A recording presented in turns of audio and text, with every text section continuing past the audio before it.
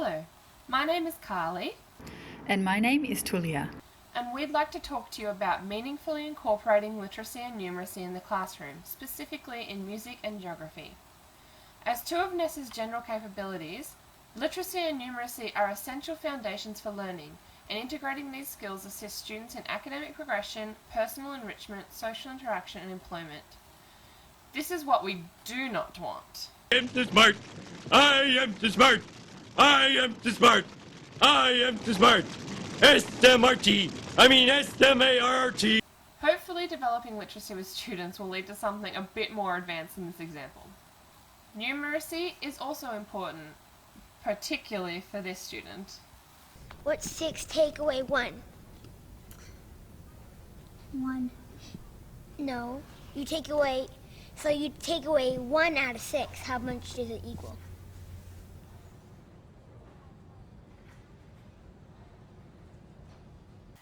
Irrespective of KLA, we'd like to inspire you with some ways you can incorporate literacy and numeracy skill building in your classes by demonstrating how we might do it in our own subject areas. Please feel free to use your own devices and the link provided to navigate the PowerPoint independently.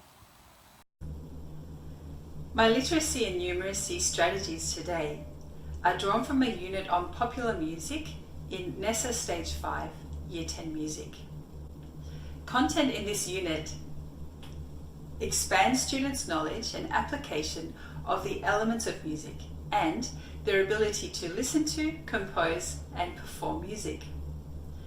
More specifically, students will learn the 6/8 compound time signature and related rhythmic patterns to the 6/8.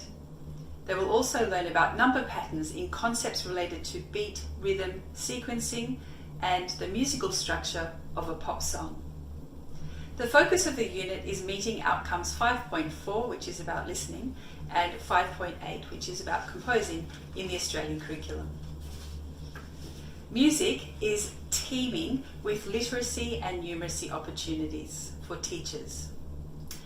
In the Australian curriculum, students use and develop numeracy as they learn in music when they use calculation, estimation and measurement knowledge, and skills to collect and make sense of information. Students also learn to recognise and use patterns and sequences when composing, performing and listening. This means that learners will need at least a basic knowledge of maths in order to understand music when they listen to it, compose and perform. In terms of literacy, music has its own alphabet, grammar, spelling, punctuation rules and unique symbols. Furthermore, it incorporates hundreds of musical terms from Italian, English, Spanish, French and German languages.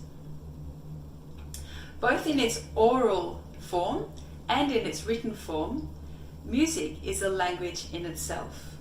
So it follows that students are required to be familiar with a certain breadth of this language so that they can listen, compose, perform and respond to music in an intelligent and developing way. In each music strategy today, both literacy and numeracy are incorporated. Strategy 1. Note duration. Note durations in Australia are typically taught with the French vocabulary. I'm guessing everyone has studied at least the basic way about how to read music to some degree. Do you think you could name this note? Is that like a minimum? So what did you call it? A crotchet? Yeah, that's right. A quarter note. In French and English we also say crotchet. However, this doesn't give us any sense of its numerical value, whereas the American terms, for example, quarter note, gives us an example of its numerical value. As teachers, we need to be careful to use vocab that is logical. I teach my students to recognize the French names, yet I would run my classes using the American names, which really facilitate understanding of the numeracy concepts behind durations. So, let's quickly learn the note duration names by looking at this chart. The top note is called a whole note, and all the other names are derived from the concept of breaking up that whole beat into smaller parts. So, whole note, and then we have on the second layer half notes. So 2 of them fit into one whole note. Then we have quarter notes. 4 of them fit into a whole note. Eighth notes, 8 of them fit into a whole note, and 16th notes, etc. So if I turn to a fresh page of the chart, are you able to label them all? So we'll start from the top. Whole note, The second layer, half note, third layer, quarter note, and fourth layer, eighth note, and the last layer. 16th note. Furthermore, by looking at this chart, it is set out really well mathematically. So we can see the duration relationship between each layer. For example, how many quarter beats would fit into a half beat? Visually, we can see that it's 2. How many 16th beats would fit into 2 8th beats? We can see on the chart that it would be 4. This visual graphing of durations helps students in their note reading, performing, and also oral recognition. And the vocab is much easier to remember than the French vocabulary because it makes sense. We can also use a way of naming notes that is like singing, and this develops our literacy and phonological awareness. These are rhythmic ways of saying the durations, so the rhythms get easily internalized. It's called the Kodai method. So as you can see on the screen, 1 quarter note is represented by the sound ta. 2 8th notes are represented by tt, and so on. This gives students a handy tool when they're reading or composing rhythms. Repeat this rhythm after me. Ti tika ti. T tika T. Ti tika tika. T tika tika. So you can see by hearing it like that when it's spoken, we can internalize the rhythm very well. Can you say these next rhythms on your own, one by one? Try the first one. T tika tika. Did you get ti tika tika? Yep. And try the second one. Tika tika T. And that one was tika tika ti. You can have students have a play-off and clap rhythms in 6/8 against a pop music track, and the last one standing wins. For example, you can clap these rhythms. Ti, tika, ti, tika, tika, tika, while the music is going on in the background, and you can pass the rhythm around the class until you have one person left standing. Lastly, in this strategy, to emphasize the numeracy side of durations, you can pop a rhythm up on the board, for example this one. And then you have students label each of the note durations with a fraction like this. So in this case there are no 8th notes. So find a 16th note and you can stick it up on the board and they can label each one.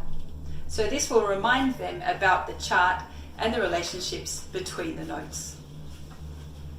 Strategy number 2. It's about using literacy and numeracy to identify the numerical elements of pop song structure, which is the verse-chorus structure, and to be able to describe it in words.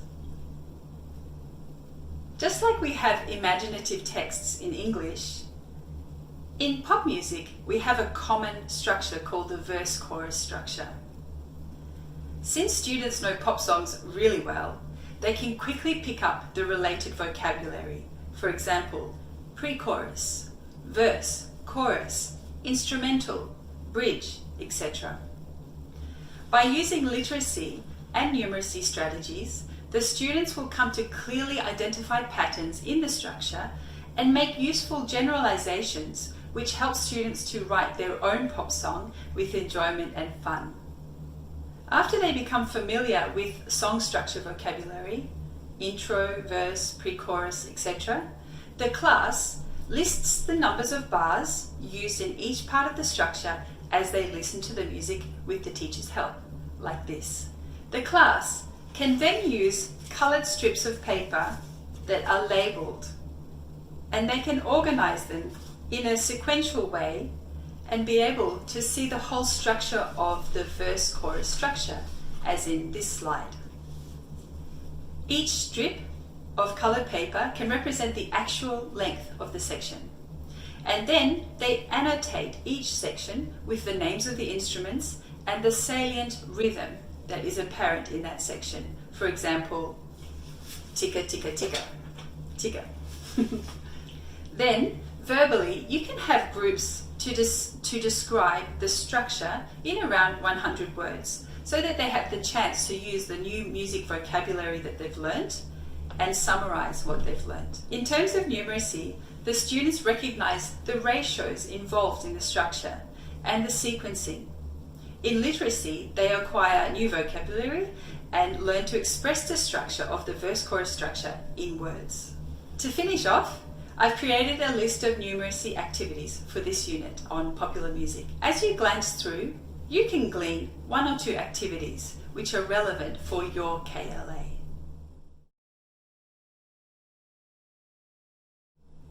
The great thing about being aware of incorporating numeracy and literacy in your classroom teaching is that our minds really open up to see our teaching areas from a wide variety of angles. This makes learning so fun, stimulating and relevant to students, and transforming learning into lifelong learning. Thank you. I'm going to be focusing on Stage 5, Year 9 Geography from the NESA syllabus as part of a Human Wellbeing unit. This unit focuses on human well-being as a geographical issue, significantly linking to Outcome 5.6, which requires students to analyse differences in human well-being and ways to improve human well-being, as well as interpreting environments and interactions, all of which can be found on page 57 of the syllabus document. In the Australian Geography curriculum, students develop literacy capability as they learn how to explore, discuss, analyse, and communicate geographical information, concepts, and ideas. On the PowerPoint, you will find a list of ways that literacy can be integrated into the geography classroom. Some of these strategies may apply in your own KLAs, and specifically apply to the Human Wellbeing unit. You'll have access to this PowerPoint and can refer to this list anytime, so in the interest of being expeditious, I'd like you to write down on your own handout 2 strategies that could be useful to you or applied in your own KLA. I'll leave the slide up on the board and I'll give you 30 seconds to do this.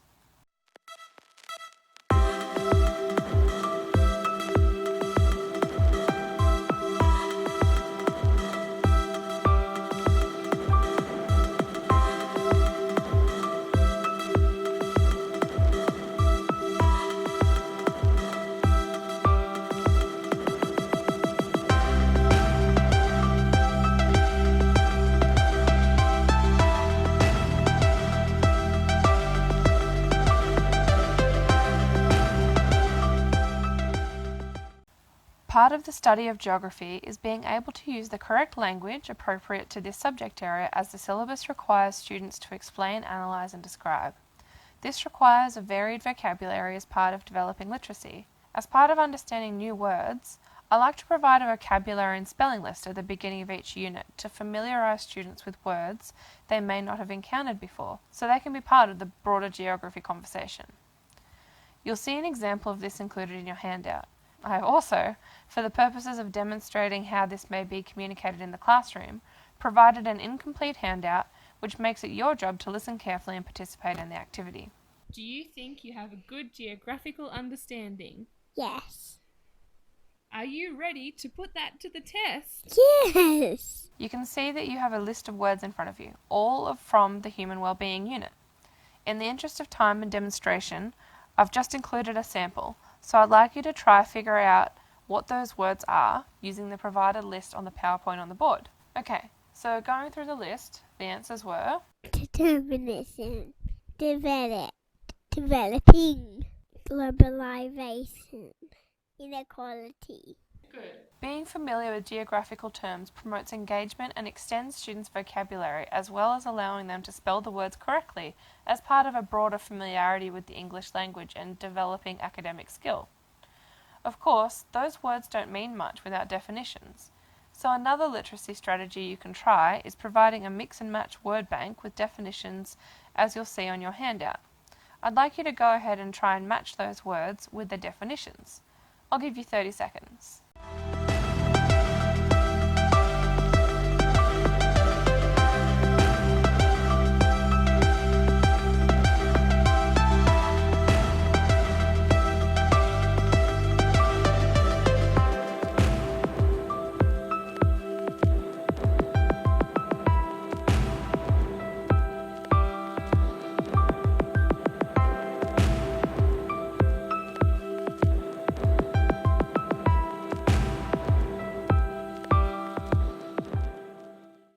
So to check your understanding, Trent, can you tell me the number that you came up with, please? It was 5, then 1, 2, 4, and the last one was 3. Fantastic.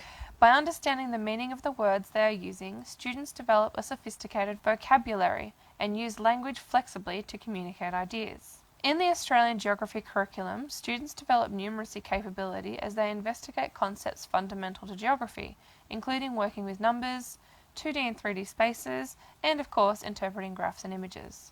Human well-being is heavily focused on the idea of space as found on page 19 of the syllabus and interconnection, which is found on page 20, and what role geography plays in human distribution and development.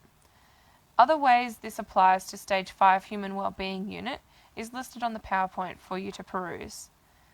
This time, in groups of 2, I'd like you to look at the 2 slides and the provided list and write down 3 numeracy capabilities from the provided lists that could be used to interact with the images on these 2 slides. I'll give you 1 minute. Again, feel free to navigate the lists and images on your own devices using the provided link.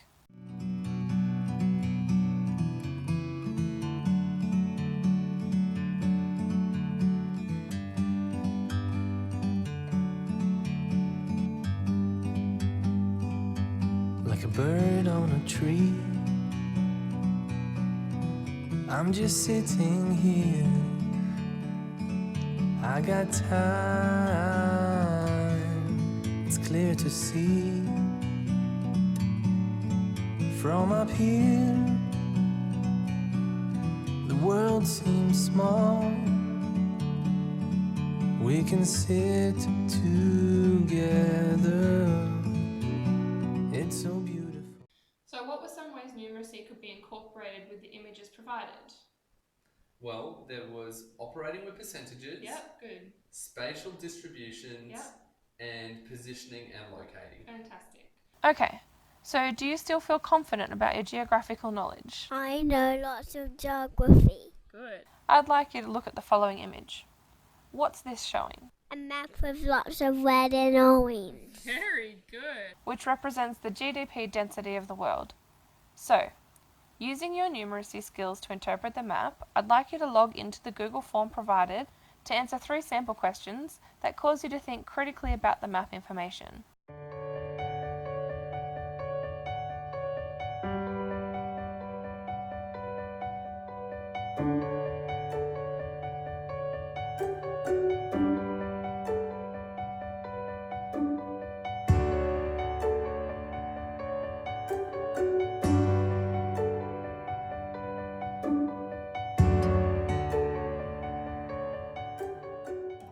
Great, I can see correct answers already flying in, so well done.